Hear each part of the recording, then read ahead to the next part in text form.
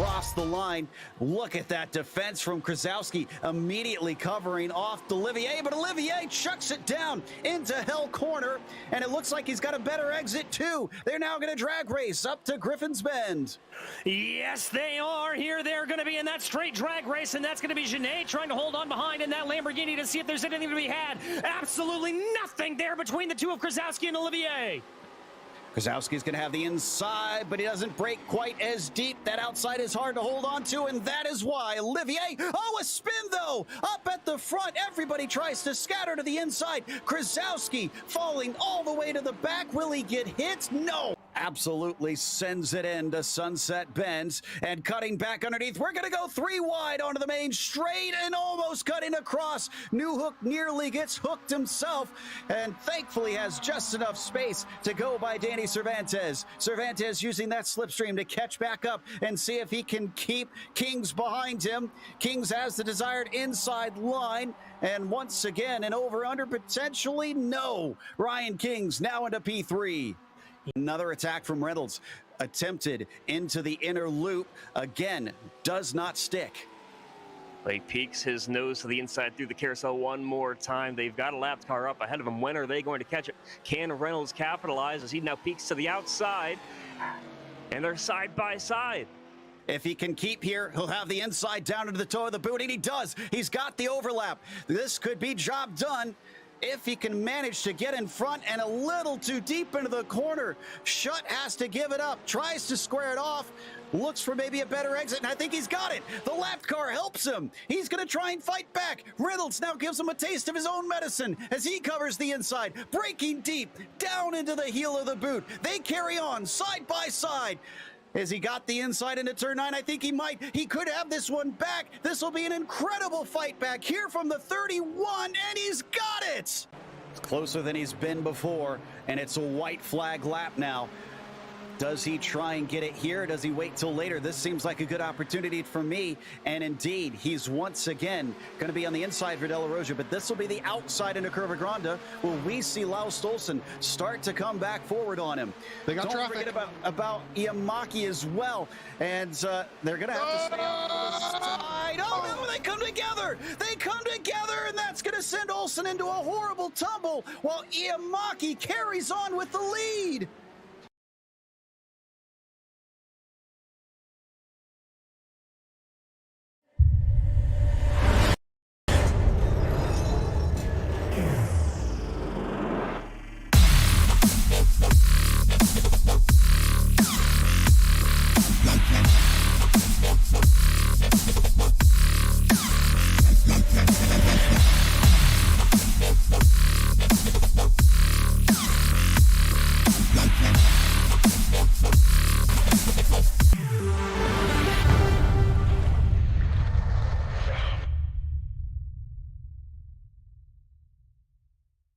Hey there, I'm Nicholas Dubois, co-founder of Advanced SimRacing. We are a Canadian company. So what we did here today is for a real petrol head. He's really passionate about cars, as you can see behind me. We did a turnkey solution for him based on his needs. We try to gather as much information as we can on our client. And like we did today, we install a D-Box system. We install ultra-wide cube control steering wheel. We try to provide the best quality for your budget. So let's say if you want a budget of 10 grand, we're gonna give you something that's the best for 10 grand. If you want 20 grand, then we always try to stay within your boundaries. We do try to make it as easy as possible. So the client, once we install everything, it's pretty much gonna be a turnkey. So he's gonna press start on his computer, and right after, we'll try to explain everything, how it goes, how it works, and then he's ready to go. Our aluminum is from USA, treated in Canada, cut in Canada. So we do sand all our aluminum piece just to make sure the powder coat sticks to it. And that's one of the reasons why we use powder coat, is to make sure you have the best aluminum finish in the industry. And our quality is beyond what you can get with any other competitors right now. We are really, really passionate about all the gear, all the cockpits, all the sim hardware, and that's why we want to create something that's really going to reflect our passion into our product. Come visit us at advancedsimracing.com. You can always reach us if you have any questions. You can call us, you can text us, you can go on Facebook, like our page, ask us questions over there, and we'll make sure to answer every questions there is. We are very passionate about what we do, and we try to make it as easier for you to go into the sim racing world, because there's a lot of gear, there's a lot of options, but let us guide you through your process, and let's hope you'll be an Advanced Sim Racing customer.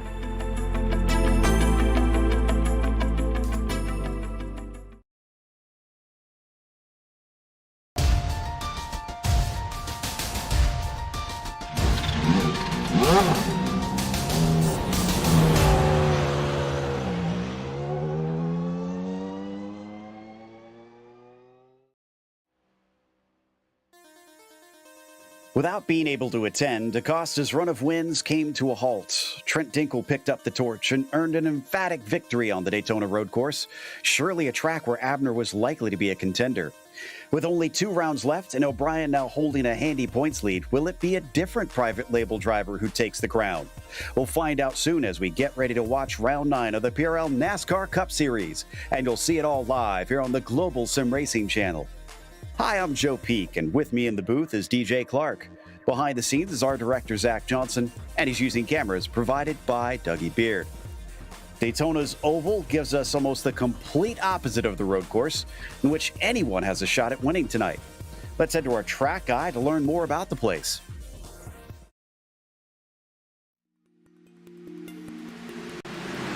Welcome to Daytona International Speedway. This track began life after Bill France Sr. realized the Daytona Beach road course had outgrown itself. With ambitious plans and the blessing of the city officials, he built what would become the very first super speedway in NASCAR history. At 2.5 miles and with 31 degrees of banking, stock cars easily reach speeds of around 200 miles per hour. Pretty much every car can take the course flat out. This makes for one of the most unique styles of racing motorsports has ever seen. The slipstream allows drivers to stay with one another so easily that it becomes less about the speeds each driver can reach and more about the strategy of racing in a pack. Bump drafting is a technique in which the car behind actually pushes the car in front so that both are able to reach higher speeds.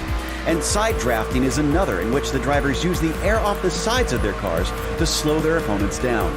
Staying out of trouble is always a difficult aspect of superspeedway racing, and it's not uncommon to see drivers intentionally move to the back of the pack to avoid the chaos.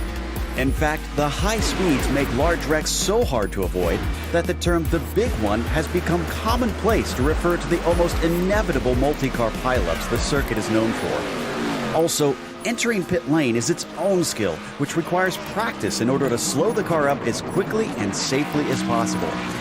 Keeping the car clean and in contention is the main goal for much of the event. Then the final few laps, it's a race to the line, with any alliances usually dissolving and the driver's urge to win taking over. With it being home to one of the world's most famous races, the Daytona 500, fans from around the globe flock to this landmark circuit. Just like the cars on it, the Daytona International Speedway shows no signs of slowing down.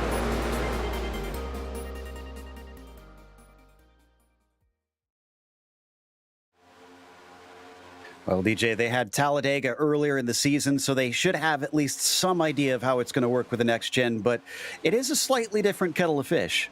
Yeah, it certainly is, Joe. This next gen doesn't like the side draft as much as the previous generation of cars, so you'll mostly be seeing a 2-wide lane here all the way around Daytona. It will be very, very interesting to see. You've got to have those partners, as you always do in restrictor plate racing. You need to see the high lines play in. You need to see the low lines play in. You cannot do this solo, so it's going to require a lot of patience, a lot of confidence in your fellow drivers, and a lot of tenacity if you start farther down in the order. Certainly, and we'll see who can work together, as they do have teams out here. But first, we want to remind you that our broadcast is brought to you by ASR.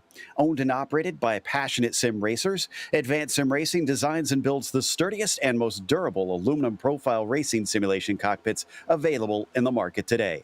Visit them at advancedsimracing.com. It's also sponsored by RaceLab. RaceLab helps you to improve your driving skills. With modern overlays, race statistics, and native VR integration, you can get the best out of iRacing. Start using it now for free at RaceLab.app. Today's broadcast is also proudly sponsored by ButtKicker. ButtKicker products add an incredible immersion and realism to any game. Feel every nuance and truly put yourself in the driver's seat. Check them out at thebuttkicker.com. And finally, the PRL NASCAR Cup Series is brought to you by NinjaTrader. Ready to compete against the financial markets? Supporting over 60,000 users across the globe, NinjaTrader provides award-winning trading software and brokerage services. NinjaTrader is always free to use for advanced charting, backtesting, and trade simulation. Visit NinjaTrader.com to get started with a risk-free trading simulator and start tracking your performance. Now, as for the championship, as I mentioned earlier, James O'Brien is the one that is sitting pretty right now. 290 points, whereas it's 17 back to Josh Daniels and Abner Acosta, who we actually just had arrive here, so he's not got a whole lot of practice tonight. We'll see what he can do from there. Has fallen back to third. Richard Regan Jr. climbs his way up into fourth. Chris Hudson with 37 points back from O'Brien, but O'Brien really just needs to be consistent from here on out. However, what about the team's championship? Well, it's still pretty wide at the top, with private label Team Hype leading Dirty South Racing by 58 points, with private label Team Hype Black falling down the order a little bit into third and trying to chase down Dirty South. Car Ramrod, well, they're locked into a battle with SGE eSports Slipstream, trying to hold on to that, and they've got to be careful because Love Racing is only 3 points back of them. As for today's race, going to be 90 laps around here. And again, this is the penultimate race, so kind of important, but unfortunately, it's Daytona, so it's a toss-up. So you really have to hope that the racing gods are smiling upon you. Not really an issue that they have a limited number of tire sets at this track, 5 total that they'll be given, but we're not expecting anybody to really run close to running out of those. Fixed setup compared to previous seasons, so drivers have no difference that can be made in that terms, and no spare car either. So if you get damage, well, you're just going to be hindered for the remainder of the race because you need a spick and span car to be quick. 24 incident limit. Hopefully we don't have anybody falling afoul of that, as that means we've got probably a bit of a caution fest out there today.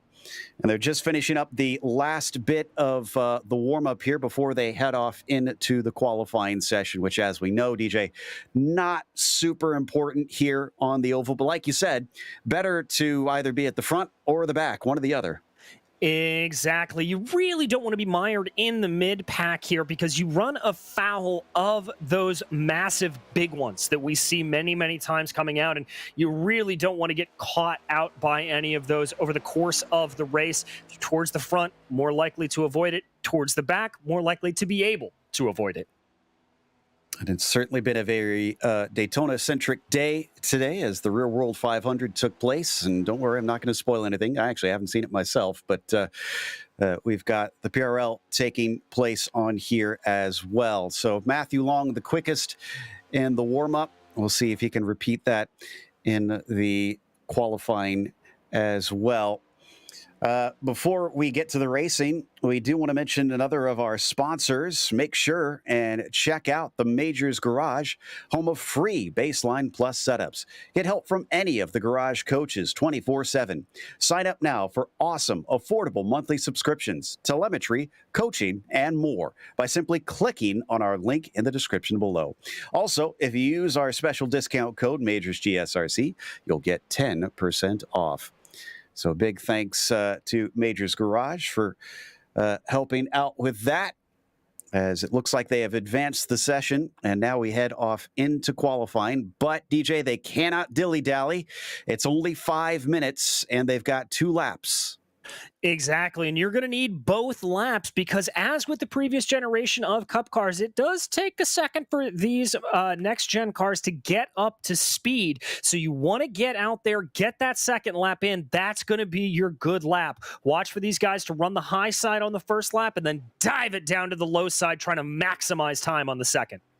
Last time out's winner, Trent Dinkle, coming along to get his speed up here on the bottom lane. He's not allowed to get up on that top lane until he gets off of turn 2, just like in real life. They have rules about that, and that is enforced here in qualifying as well. So that could make a difference, trying to get your speed up, maximizing it here along the apron. Now, don't expect a few drivers to get out there during qualifying.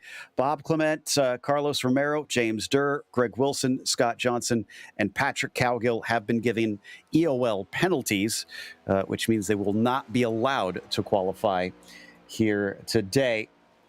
And as they come up along the banking, here is the traditional route to try and find speed here at super speedways. Up along the high side for the 98 of Sumner as he tries to build up that momentum. Yeah, tries to build up that momentum, build up that speed. Going down lower, it will scrub off a little bit of speed, but it is a shorter line around the track. So watch, as I said, probably on the second lap to see drivers diving down low. You just want to keep up as much momentum as possible, though, on this first one. He's still riding up on the top side all the way around as they try and get themselves as much speed as they can.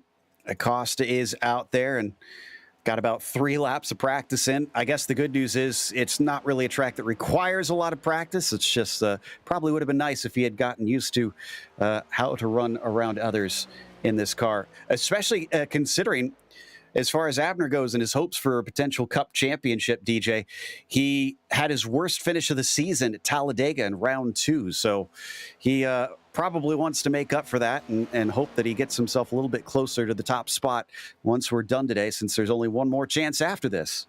Indeed, and the unfortunate thing here for Abner is the fact that at a super speedway race, it can be a bit of a crapshoot. It can be a little bit of a roll of the dice to see who is going to be on the top step. So he is going to have to really, really hustle to try to maximize his chances, because that's really what it's all about, is being in the best position to be able to advance. So we've got a few first laps on the board. But again, we're not really considering these to be the money laps out here, and about 2 minutes left. I see Acosta coming across to set his first time, but Matthew Long has the provisional pole. And Acosta, as he puts down a 51.015, that'll put him into 8th that first time around. What are we getting for some of those second laps, which should be ending pretty soon here? Massey's coming through. And who else do we have that is close on here? Looks like Long is just finishing his second lap. He was, again, our provisional pole sitter. So let's see if this second lap is better. Trent Dinkle is now up at the top of the timing sheets. Matthew Long not able to go faster. James O'Brien is about 12 thousandths off of Trent Dinkle. There's your front row for the time being. Brandon Walter now up into 3rd on his second time around. Waiting for some more fast names to come across here, looking particularly at Abner Acosta when he comes around, but we watch the number 5 here working his way on by, waiting to see here if anybody else is going to be able to go a little bit faster as they go. Abner not looking great. He's only in 5th. It's not bad, though, and we're missing a lot of drivers that still have not qualified. Again, we almost always seem to see this where there's a bunch that try to start from the back by not qualifying intentionally and then wind up in the middle of the pack anyways. And, yeah, 40 seconds left. I'm not sure that we have anybody able to set a second time. No, looks like everybody is effectively done here today for our qualifying. Well, this is going to be interesting to watch, no doubt, for both the drivers and for us as well. As let's head through our starting grid here today. Trent Dinkle carrying on from a win on the road course and going to try and take a win here as he gets the pole on the oval. Josh Daniels will try to stop him. Remember, Josh is the one chasing O'Brien in the championship here. He really needs the good finish. And right behind him, it's going to be O'Brien starting from 3rd. After that, Brandon Walter is P4. But as we mentioned, Abner Acosta, without much practice, still able to get within the top 5 in the qualifying. Then you've got Matthew Long starting from P6 It's Ryan Goodell in the 7th position. Taylor Stout is on the outside of that row. Jose Medina starts P9, and the top 10 is rounded out by Adam Zemke. In 11th, it'll be Chris Hudson, followed by Charles Sumner, with Byron Mcdonald and Baron Hilton behind them. CM Pennington is going to line up in 15th, followed by Aaron Self, with Tom O'Massey to the inside of row 9, and Bradley Holly, who we don't believe will be taking to the grid, behind him. Eric Papineau will be in 19th, and Waldo Walden rounds out your top 20. Then in 21st, it's Pat Harvey with Robert Besaw Jr. starting 22nd, Skip Gandy, P23. Lou Christian will start in 24th. After that, you've got Mike Witt in 25th, Daniel Alley in 26th, and Carlos Romero 27th. Bob Clement, P28 for him, James Durr in 29th. So there's a handful of your drivers that we mentioned that were not allowed to qualify, going to be at the end of the line. We'll get one pace lap out here, and then we'll go racing for 90 minutes here today. So who can keep out of trouble? Who can find themselves in the right place when we get to the end? What a story it would be if Trent Dinkle could get another victory and find himself, not only that, getting back-to-back wins as we take a look at his camera here today. And we've got a couple others as well. His perspective. Well, I like the diecast collection there on the left-hand side. We'll have to ask him to show off a few of his favorites, as I was definitely a collector of those when I was younger. Meanwhile, we also have Byron Mcdonald giving us a view out there as well, as there is his perspective with a big support for Kyle Larson, the 2021 champ there in NASCAR. It gets a little sip before we take off on the running, as now we have everybody just about out there. And yep, looks like pace car already on its way. So as we now start to pick up speed, the 501 will lead the way, and then it's basically in the racing god's hands, and maybe a little bit of skill and conniving from those out on the track. Yeah, Joe, and that skill is really going to come from just trying to gauge where the energy is on the track, figuring out if there's a little bit more coming up on the high line, a little bit more on the low line, kind of reading the way that it goes. The other thing that's going to be important here, we've talked about it a couple of times in these next gens, tire wear. Not necessarily wear, though, but overheating the tires. They're very, very susceptible to it here. Remember, new tire compounds for this year, so just be a little bit careful not to be putting too much wheel into that car and overheating those tires and losing grip. So we found out that with the trucks also racing at Daytona this past week, Abner finished 5th there. That's kind of good news, bad news, DJ, because that's a much better finish than what he had at Talladega in Cup cars. But he probably wants a little bit better than that if he wants to try and make inroads for the championship. Yeah, he's got to try to push his way forward. It is now or never time for the championship. But he knows that it's time, but he's got 90 laps to do it. So watch for some patience here early and then attack mode later on. All this focus on Acosta. We got to remember, O'Brien and Daniels have been very good, very consistent throughout the season. Daniels, in fact, his worst finish came at round 1, similarly to Acosta's. The green flag is out. Trent Dinkle starts to get on the loud pedal, and it looks like it's a good start for the top 3, but those behind a little bit napping there as they start to catch up, and we get some blinking from Abner Acosta, which has often been a bit of an issue for him, but here at a super speedway, that is going to be mighty annoying for those around him. Yes, it is. And Josh Daniels here, a little bit thankful now that the 99 of Brandon Walter able to catch up to him, carry that momentum up on the high side. That's a car diving very perilously low there onto the apron. Not sure who that was.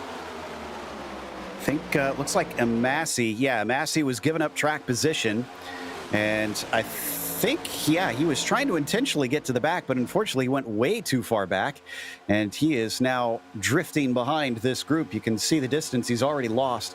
That was a bit of a bad execution on his part. So we complete lap 1. Top of each line is Trent Dinkle on the inside, Josh Daniels on the outside.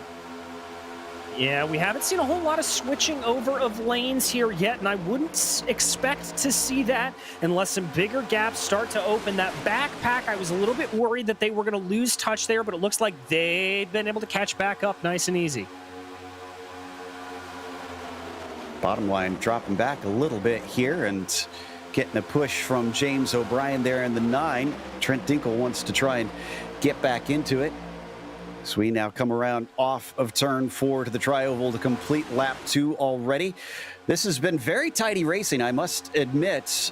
Not seeing, like you said, a lot of drivers swapping around, not seeing any wobbling in these lines. They're all pretty square on each other, as there's someone ducking down to the bottom side, taking the lead of the bottom line. That was Brandon Walter there in the 99.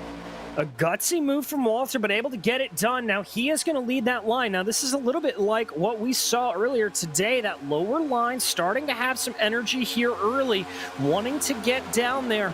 Don't worry if your favorite driver's up on the high side. It will take a minute, and then it'll come back in. All right, but still, interesting move there from the 99. And that puts him up at the top spot, kind of hovering in the middle for a little bit there. Almost like he wanted to kind of jump up to the high side a little bit to cover off Josh Daniels, but decided against it.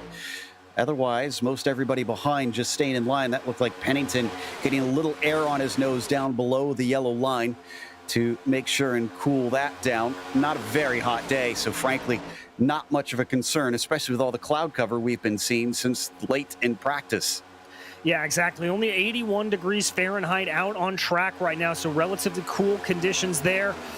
Little bit of jockeying there with Walter and Dinkle. I think Dinkle may have his feathers ruffled a little bit. That was a pretty aggressive move early on from Walter, but Dinkle not letting his emotions out too much here. Another blink from Abner Acosta. Oof. I hope that doesn't take him out of the running eventually, or even cause a problem for the whole field. By the way, had an interesting start, not just for Amassi, who's dropped off, but Byron Mcdonald looked like he started from pit lane, if I'm seeing my timing right. And he's catching up to Amassi. We'll see if those two link up and try to go from there to keep the pace up amongst the pair of them. Someone going down to the bottom line, that's Acosta. Acosta must have been asked to head to the back here after he's had too much blinking. That's pretty regular command given to drivers who seem to be lacking in a consistent connection. Yeah, it is, and that is not good for his title runs. You see a lot of drivers ducking down there, trying to get to that low line.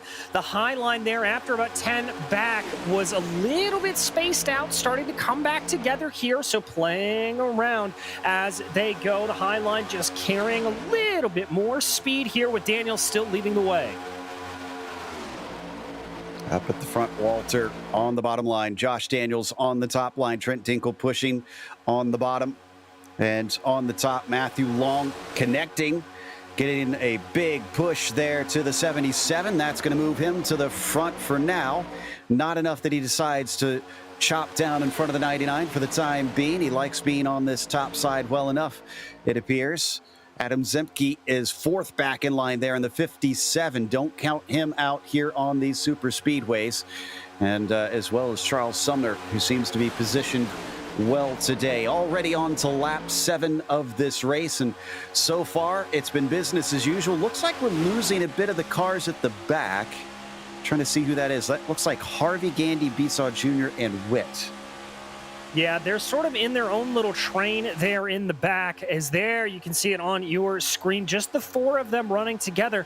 Now, the more cars you get in a line, the faster you're going to be, as the draft works both forwards and backwards in these big restrictor plate type races. So you want to try to link up a little bit more. They've got a decent ways to try to catch up, but it looks like they're about to get onto the back here soon. And look at the top line. The top line is moving now. Matthew Long not afraid to really get the bumper to the 77, and I think that's starting to make the difference. We saw this when we watched the Majors Daytona 500 as well, DJ, in an open setup race where it seemed like those who were willing to push harder really reaped the rewards. Yeah, bump drafting absolutely mega in these next-gen cars. There you can see it again. Long giving that little bump to the 77, pushing him along and getting about a car length or so, pulling out over the 99. Even Long, for a brief while last lap, was ahead of the car on the bottom there, Brandon Walter, but now it looks like Josh is being hung out to dry, and as they duck underneath, the top row is going to shuffle forward. Matthew Long's going to be your new leader. Josh Daniels, he has an opening, but he does not take it. He starts to move back ahead. Middle line experiencing the side draft on both sides. That's the 57 of Zemke, and that's unfortunately actually just taking both of them backwards. Oh, that is not good at all. And now we've got 3 Dirty South drivers running 1, 2, 3 on that high line with the form of Long, Stout, and Chris Hudson. So getting very squirrely, though, there in the back. Somebody's got to give up in this 3 wide here. They're just dropping and dropping each and every foot that they go on the track, but neither the 77 or the 57 wants to give up. The 44 of Pennington on the bottom, and look at them plug up behind them. It's a traffic jam. They got no place to go.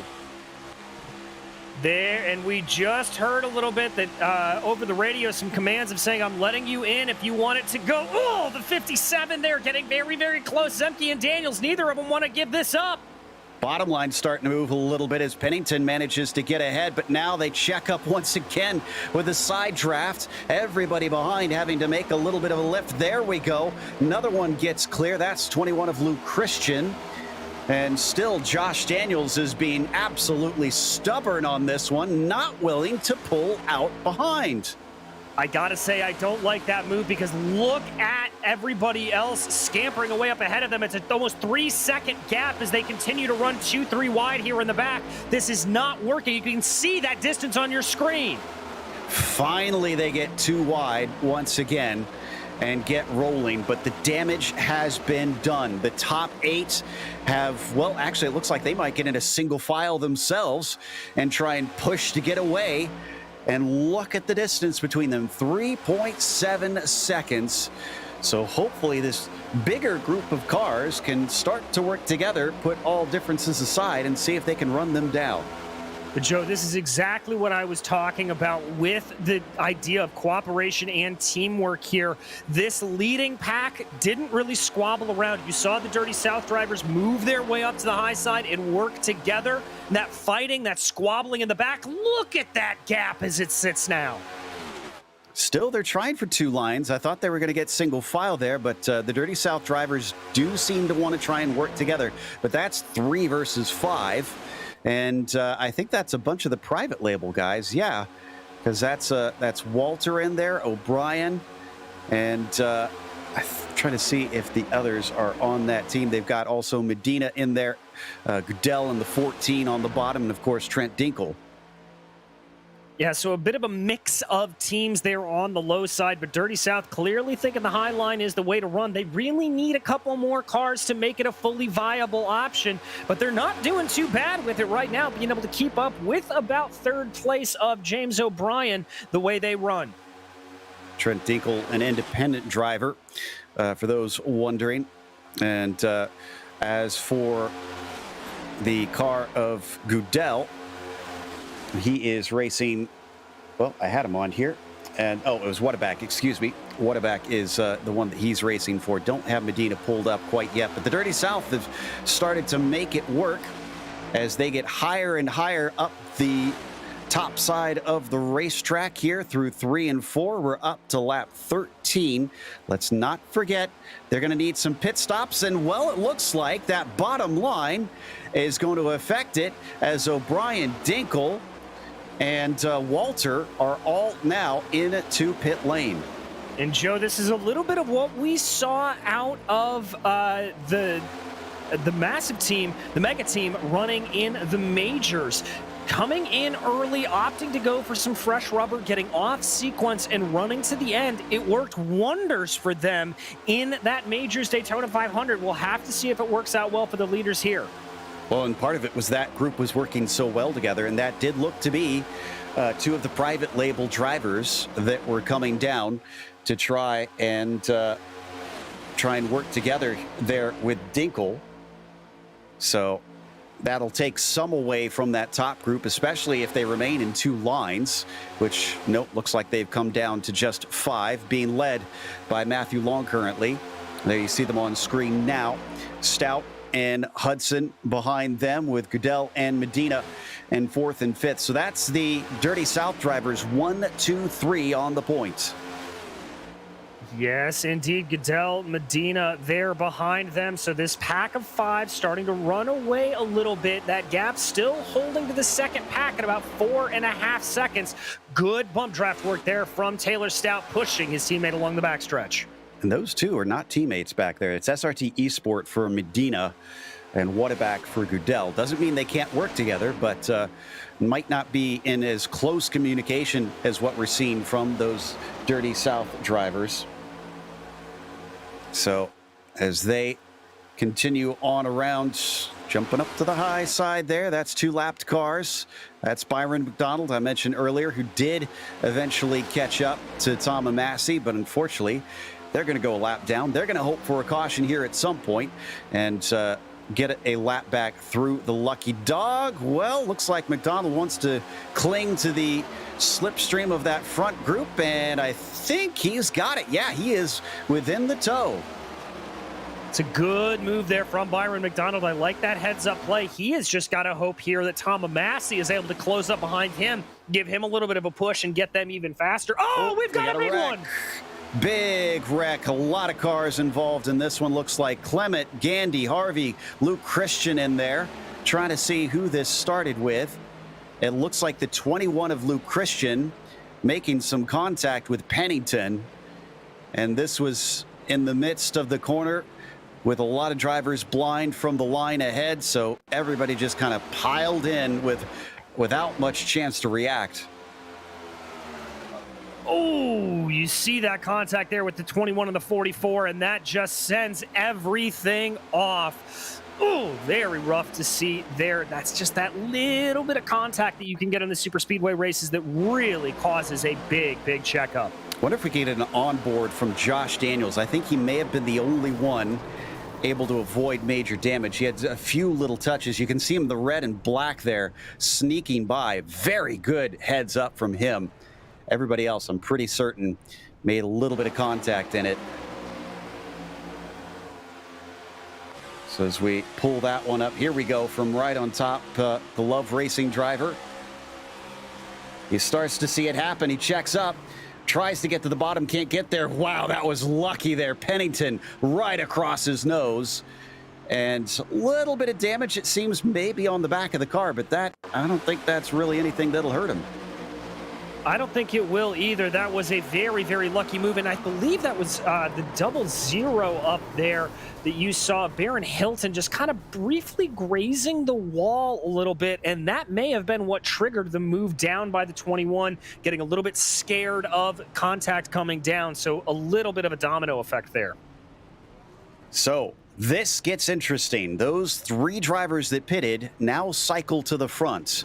They've got the track position, but they have slightly less fuel than these guys. So if it comes down to a fuel race, they are going to be at a disadvantage. But if it does not come down to that, they are now up at the front. That said, they were back up at the front earlier. So, I mean, it wasn't, it's not a huge change for them, but at least they're back to where things are pretty safe here, DJ. Yeah, indeed. They're going to be lucky here to be able to avoid any of those big incidents. You talk about coming through those corners blind, Joe. That's the big concern about running in the midst or the back of a pack, is where you just have no room to check up and you just get caught up. Now, unfortunately, they will not be 3 in a row, though. That's the downside to this, is they're going to be 2 on the front row and then 1 down on the bottom side behind Dinkle. That'll be O'Brien that pushes him. Wonder if they'll try and coordinate it so that Walter can try and duck down and get into line, and all 3 of them can kind of get together as a team once again. As we come around, first caution now coming on lap 17 of today's race. And looks like a number of them are having to take repairs down in pit lane, but we do still have, I think, 22 on the lead lap. Yeah, that's what it's looking like to me here, Joe, as we work our way around under caution right now. Dinkle, your leader. Pace truck lights are going out, so the field will start to form up here again. And restarts here on a super speedway a little bit different than you would normally think. You actually don't want to get the biggest jump. You want to get in line with everybody else. You kind of want to match speeds with those behind you so you don't get completely caught out. Checking to see where our championship hopefuls wound up. Acosta was at the very back of all that. And I hadn't mentioned that he did make it through, but he did kind of pound onto the banking in a rough way. So we're worried that he might have a little bit of splitter damage. And other than that, James O'Brien was nowhere near that. Here's the view from Acosta. Again, hanging back, definitely saved his bacon on that one, as he had enough room to try and get away from it. Where was Josh Daniels, though? Oh, no, we saw Daniels' view, excuse me. So Josh Daniels snuck through it with maybe just a hair of damage himself. So where do they all sit then? James O'Brien is in third here on the restart. And Josh Daniels, he is currently way down in 19th. Abner Acosta is a little bit higher up in 15th. So a little bit in the danger zone, DJ, and O'Brien is probably the best position to try and keep out of yet more trouble. Yeah, I have to agree with that. That's O'Brien in the catbird seat right now. But don't count anybody out of this yet. Daniels and Acosta, both very experienced drivers, as you saw them being able to avoid in that last incident. Pace car is in, restarting on lap 20. As the green flag is out, they do not wait. They get on the loud pedal. Looks like our two front runners with Dinkle and Brandon Walter not going to be able to get single file necessarily unless Walter jumps down in front of him. But Walter's not the teammate with Dinkle. We got to remember that. And behind him, it is Goodell who is pushing. Yes, it is. The 14 doing his best job to get their big gap in front of Waldo. Walden is there. Comes the move down. Yep. Almost as soon as he was clear, he started to drift, and he is going to move in front. So there's those three working together once again. But up at the top, you've got Goodell getting a push from Stout, and then you've got Jose Medina third in line. And those two were definitely close together, even though they weren't teammates.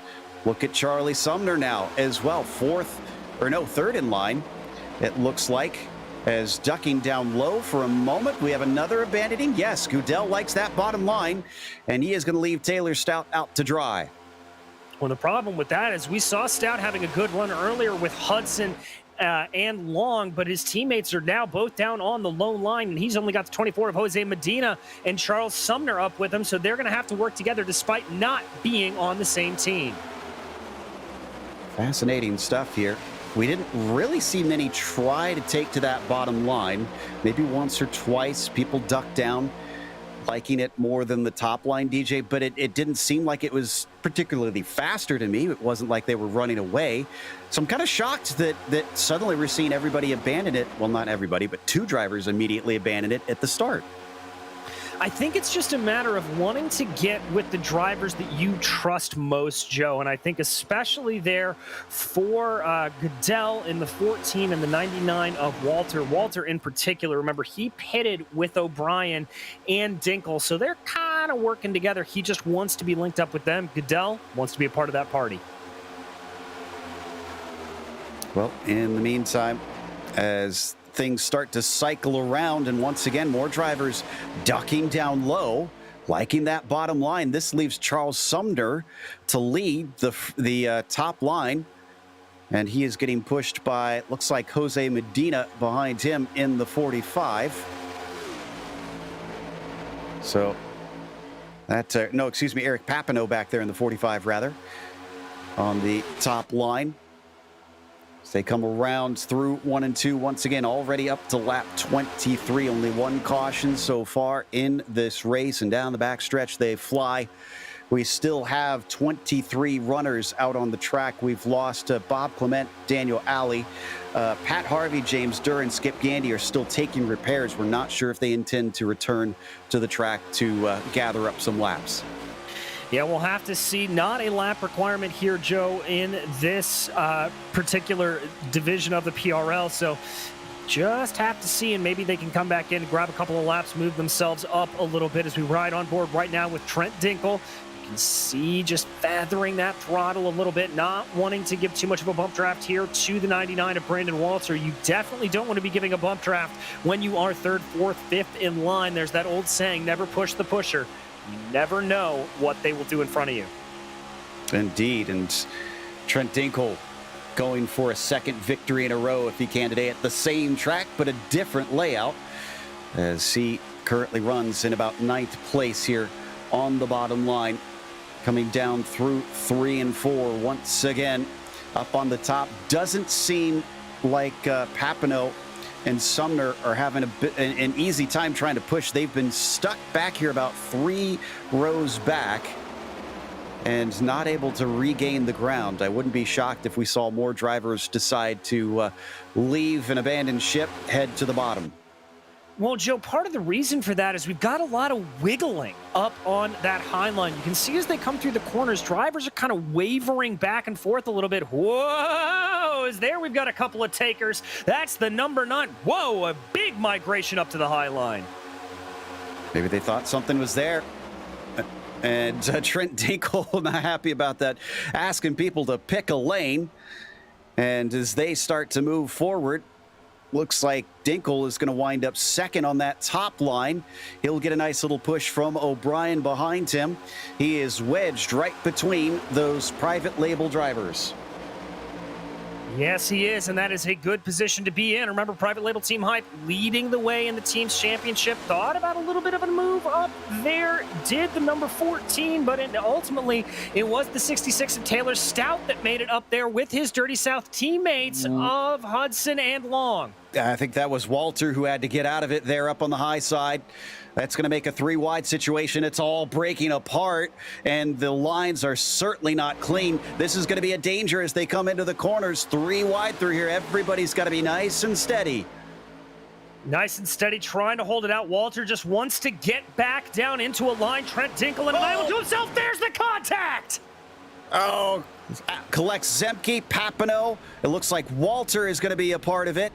I see a few others spinning down onto the grass. It looks like, oh, it's Acosta. It's Acosta again, and Aaron Self gets involved. Oh, my goodness. These races just never seem, these super speedway races just never seem to work out well for Acosta. We've seen it so many times that he usually gets collected in something that just isn't his fault. No, and that's often the way you see some of the best drivers get caught out in these races. Very, very difficult. So frustrating when you're behind the wheel when you know there was nothing you could have done. So looking to see, there's a few others involved. Given one more look at it, looks like Waldo Walden had a huge hit to the inside wall. Aaron Self almost avoided it until he had a late T-bone. Unfortunately, Acosta was flying across the track at that time. Can't think that Abner's car is going to be in good condition after this, so it's going to be trying to limp home yet again. Look at him scatter, trying to get across. There's the big hit for Walden. Ooh, that is definitely going to be some front-end damage to that car, maybe some engine damage. And yeah, Joe, this really looks like it all kicks off with the 45 and the 57. That's Papineau and the 57 just coming together right on board the hood. Oh, that's Aaron Self. You can see just nowhere for him to go. He was just sandwiched down, and big T-bone there to Abner Acosta. I thought he was safe from there. He would have had minimal damage if it wasn't for that second hit, unfortunately. And we're going to take one more glance from on board with Walter. Man, wow, that was sudden, violent jerk to the right and couldn't go anywhere from there. Eventually it clears up, but now the damage is done on the car. They're in the pits right now, but after 2 big ones, this is going to thin the herd, as they say. Yeah, it really, really is, Joe. I'm seeing right now about 10 drivers out right now that opted to stay out, and I think the majority of them don't have damage. We're going to see a lot of the other ones having to get some virtual mallets to be banged on the cars. This is going to really change the complexion of this race. So Goodell now leads. Trent Dinkle is in second. James O'Brien in third. He's sitting pretty. Where was Josh Daniels in that? Because he was back in that pack. Trying to see if I can find him. Looks like he is damaged, unfortunately. Yeah, he's coming back out on the track. Trying to get a closer view here. Yeah, front of the car definitely has some crinkles. Back of the car a little bit banged up. It's not horrible, but if he's leading, he is not going to be fast. No, he is going to have to just kind of pray to tuck in line here and get a good push from behind the Love Racing driver. Will, as you can just see, the aerodynamics on that car are not going to be working the way he'd like them to. This is starting to become a bit of an MO for James O'Brien, it seems. He's only got one win so far this season. And he's got 5 top 5s, 6 top 10s. Nothing spectacular. But he just seems to stay out of trouble. He seems to bring home finishes. Even when he does get into trouble, somehow he climbs his way back to the 4.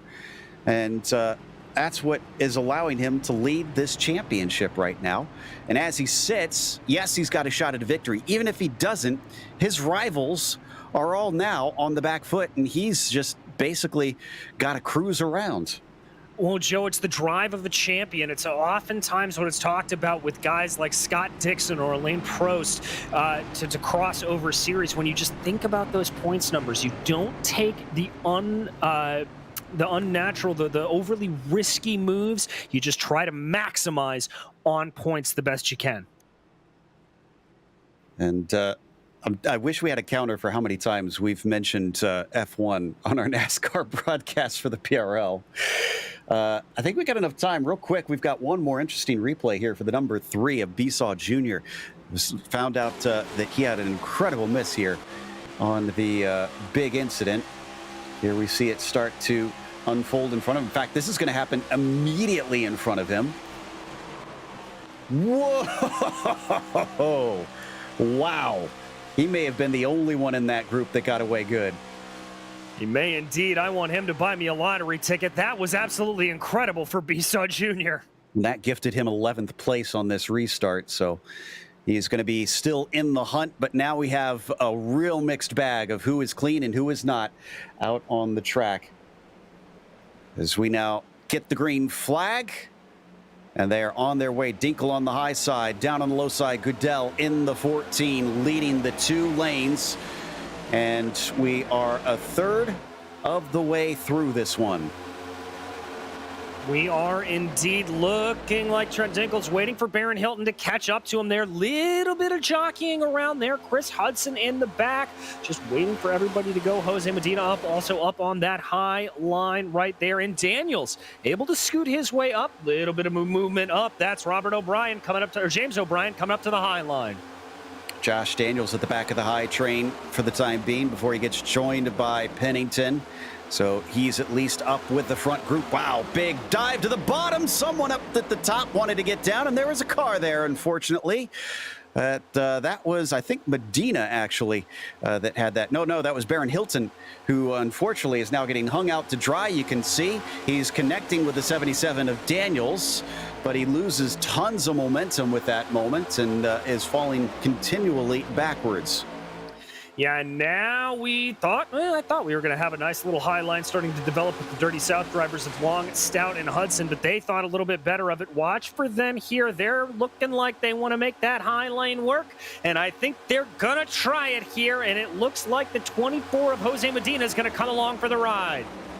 Sad news for the fans of the number 5, Abner Acosta has officially DNF'd. He's done for the day. So yet another horrible finish. That might honestly be his championship hopes gone from here, because I think mathematically it might even remove him from the hunt. And here we go. Besaw Jr. is going to take it. He saw the momentum. He moves to the high side, and then he regrets the decision. He gets back down in line. And in the process of that, he was able to set the fastest lap of the race. Little bit of a breakaway. The Dirty South drivers trying to come in behind, getting a little bit squirrely there, but they are able to make it into that low line. Goodness, that was close. Everybody wants down in here with this front group going all the way back down to 13th with Charles Sumner. Then it splits up. Looks like Barron Hilton and CM Pennington behind them after Barron's moment has lost them touch with the group. Coming around once again, going to start lap 33. O'Brien leads Dinkle, leads Goodell. And that is, I'm not sure who that is. Is that McDonald trying to go up on the high line? Odd man out. Where did McDonald get up to the top 10 here? He must have survived those 2 wrecks and basically just used the cautions to get up to the top group. So the 8 is, despite a starting on the pit road and going a lap down, back in the hunt. And there is his perspective. Look at how cool, calm, and collected he is. He's taking a little sip like it's nothing, just kind of getting back in a line and just acting like this is just a day out. Well, that's how you've got to really drive super speedway races, Joe. You can't white knuckle around here. You've got to just be absolutely calm when you run it, and that's a really good job there for McDonald. He's now going to slot into line here in the back of this train, and he's just going to bide his time for a little while. Please tell me how to not white knuckle around these things, because I could never relax around these super speedway races anytime I'm in the car. There you see the 8 of McDonald's now holding on, and we head on over to Carlos Romero, the number 4 sitting in 10th position. As just in front of him, that is Jose Medina. Nobody really doing anything for the time being. This is just let's log laps, let's get to the finish. Yeah, exactly. This is definitely that middle stage of the race where everybody's going to start to be a little bit calm, run in single file here. Esau Jr. thinking about poking his way out. A couple of drivers thinking about trying to make that high lane work. But I think here at this point, you just want to stay in line and just log in the laps, as you said. So then, as this group carries on, I mentioned Hilton and Pennington. What's happening behind them? Looks like Zimke and Self are kind of on their own. I think they're both damaged. Christian and Massey are also together in a duo. And then you've got Papineau and Walter. Or no, Papineau and who is that? Skip Gandy, actually, out there together. So it's basically a bunch of pairs all behind the main group. But it is a very small pack compared to what we saw at the start of this race, having lost Ali, Harvey, Clement, Durr, Acosta, and Walter. It looks like Walden and Durr are both trying to come back out on track, get a few of their laps back if they can. But up front, it continues to be James O'Brien and Trent Dinkle leading. There's Waldo coming back out despite that big hit to the inside wall on that last yellow. Yep, so just getting the speed up. I don't think they have a minimum speed limit in this series. Not entirely sure. We'll try and see if we can get clarification on that. But as long as he's not in the way, I think they should be fine with him out there. The sun giving us beautiful golden hues when it does decide to come out here this evening. It's currently 5:30 p.m. virtual standard time at iRacing's Daytona, Florida. And temperatures will continue to go down as the sun goes down. Getting close to that halfway point now. We're up to lap 37. We should need at least one more pit stop to get to the finish. Yeah, we're hearing drivers can make it about 35 or so laps on a tank of fuel there or thereabouts. So one more pit stop. Esau Jr. again trying to see if he can get anybody to join him up on the high side, but nobody wants to go with the 3. Look at that car's body language. Yeah, it's just, let's go, let's do it. And unfortunately, nobody's really as hyped as he is for that top line. So let's see how long this carries on like this until somebody says enough of that. I want to try and lead a little bit. And nobody really pushing very hard, so I don't doubt anybody's really suffering from some overheating at this stage in this group. This is about as calm, cool, and collected as we've seen all race long, even more so than the start, which was already a rather tepid beginning to this race in the first 15 or 16 laps. Someone going up the high side again? Who was that back there a little farther back? I think that was Medina, who just popped his nose out briefly. Yeah, just trying to see, and that'll have two reasons, Joe. One, that'll be a little bit of that cooling that we talked about, just making sure that the car doesn't overheat at all. And it's also just a little bit of a toe in the water to see if anybody will bite, especially with guys like Medina that aren't running on the biggest of teams. He's going to see if anybody that he's not in direct communication with will want to come up and run high with him. All flying by our camera there at the side of the track as they blast past at 190 miles an hour here in the latest generation of NASCAR stock cars. Another little look, that was once again Besaw Jr. just poking his nose out. And I think this is more like you just said, of him cooling the car rather than actually trying to get that line to go, because he's not staying out there. He's just kind of popping up, and then it's back in after it hits that radiator. Behind him, it's Mike Witt currently there you see in the teal and black car, along with Matthew Long. Long, probably one of the ones you're going to have to watch out for. Usually a pretty fast driver and knows his way around these super speedways. Riding on board with one of our Dirty South drivers as well. I think this is Taylor Stout that we're on board with. It is indeed, Joe, and something here to keep an eye out for is the Dirty South drivers have done the best job out of any team that we've seen thus far of really all running together. It is right now Long, Stout, and Hudson 1, 2, 3 for 6th, 7th, and 8th, and so they'll be able to be in communication, and when they want to make that high lane work, all three of them can pop out together and try to go for it. The only thing that makes me a bit sad is we don't have Richard Regan Jr. Here today. But he does have a drop race that he can take, so he can afford this 0. But means he's only going to get 20 points. No, 19 points, excuse me, after this one. Hudson, by the way, we saw earlier, but if you're just joining us, is 5th in the points. So not really what I'm expecting to be a challenge for the overall championship, since he's already 37 points behind. He needs 4 drivers in front of him to have a bad day. But you never know. He sits 8th in line, as you mentioned, and all his Dirty South teammates are around him. So if it comes to that, will they try and push him to a victory? Well, we will have to see, because once we get into the end of the race, that's where it becomes a little bit of a team battle if you've got all of them running together like that. And it may be a situation where, well, whoever's in front at that point will be the one that they're going to try to push to victory. But that can all change when we have this final pit stop that we are expecting. So as everybody carries on now, getting close to that halfway mark, can't imagine they're going to be pitting then. And we're not expecting any of them to be shy on tires either, as most of them have 2 stops. A couple have 1. O'Brien, Dinkle, and Goodell have been down pit lane a single time. Baron Hilton is the same, but he's not in contention currently. So he's sort of a non-factor in this. Somebody heading down to the bottom, that is James Durr, making sure that he is not going to interrupt them. Yeah, everybody just jumping up to that high side there when they come on lapped traffic. That's the way that they will try to do it. Everybody being very calm here. You see that little bit of a poke to the outside for Trent Dinkle. Again, that is just for engine cooling, trying to keep those temperatures down. Yeah. Still nobody really doing anything crazy here. It's still the same 13 cars up at the front. They've now stretched ahead of the next pair back, Hilton and Pennington, to about 20 seconds. So it's easily in favor of them, and much, much quicker for this front group.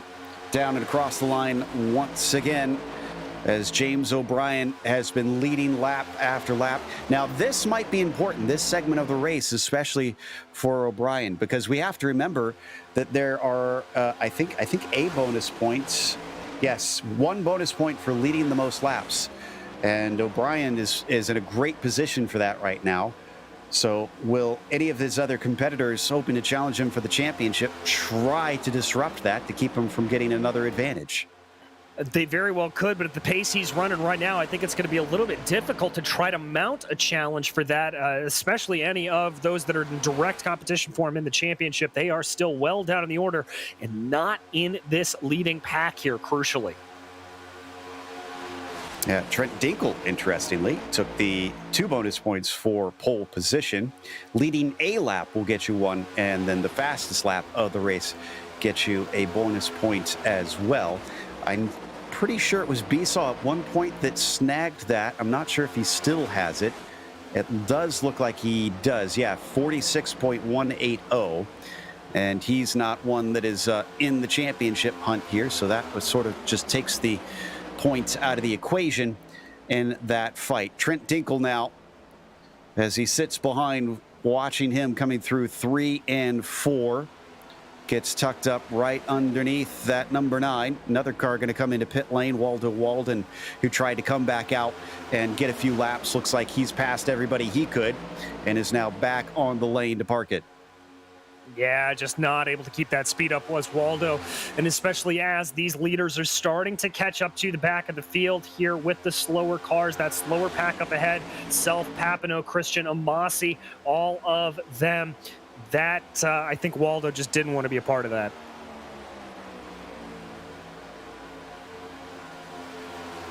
Well, we know these guys are all pretty experienced, both in the PRL and this style of stock car racing. But I have to admit, even I am impressed at what we're seeing here right now. There has been nobody that has attempted a move in quite some time in this pack. This is literally just ticking them off one by one for these top 13. And I'm sure it's not all that thrilling to watch for our viewers, but for our drivers, this is what they need to do to try to have a better shot at the finish. And Skip Gandy and Eric Papineau are going to be lapped by them in a moment. I'm sure they're just going to pop up to the high side, let them through. I'm sure that's what they will do as well, Joe. And the one thing that's going to get to start to be a little bit interesting here is fuel economy here to talk about. James O'Brien running in the dirt and the clean air is cutting his own path through there, so he's going to be using more fuel than anybody else around him. And so the problem is that may force him to come down pit lane maybe a lap or 2 earlier than anybody else. And remember, Dinkle, Goodell, all of them, they all came in on lap 13. So they're on that little bit of alternate strategy. Ah, that's a good point. Well then, this could certainly be turned on its head. There you see the 57 of Zemke, Amasi, Christian, Self, all together. That's all 4 position amongst those 4. 43 laps to go. We're now officially past the halfway mark of this race, and it looks like we are down to 21 of those 28 starters still rolling. The last one is Skip Gandy, currently 10 laps down, 11 laps down from the leaders, it appears. Oh, we had a change for position, maybe? Did Sumner and Daniels just swap? I believe they did, Joe. Yeah, Daniel's able to work his way up despite the damage on that 77. So some speed yet to be had there from one of your title contenders. Okay. So that's the first little intrigue that we've had in this group. And again, Daniels needs to try and get up to O'Brien. He needs to try and overtake him. He came into this round 17 points back, which is going to be tough in the final rounds. He essentially has to hope for bad luck for O'Brien to try and take the championship at that point if he's 17 or more. Honestly, I'd say 10 or more points. He probably has to hope for bad luck. He really, really needs to outscore him here today.